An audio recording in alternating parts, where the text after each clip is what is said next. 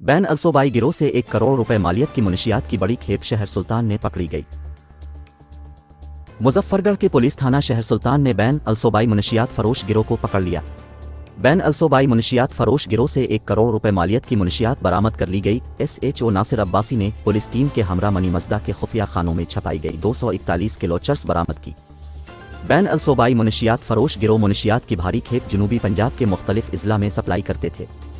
गिरफ्तार बैन अलसोबाई मुनशियात फरोश गिरोह के मुल्जिमान का ताल्लुक के पीके के इलाके पिशीन से है। IG पंजाब और RPO डेरा गाजी खान की हिदायत पर जिला भर में मुनशियात के खिलाफ मुहिम जारी है।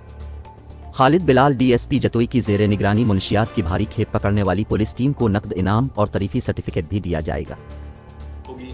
आप इन मुजरमों के खिलाफ तगड़े होकर चढ़ गए इनके ऊपर और आप मुझे यही इनसे अगर मेरी 1-1.5 माह के बाद मुलाकात हो तो यही जो हमारे भाई हैं ये मुझे बता रहे हो कि सफाई फिर चुकी है, अब इधर मंशियात नहीं हो। तो इंशाल्लाह डोंट वरी, मैं खुद से करूँगा।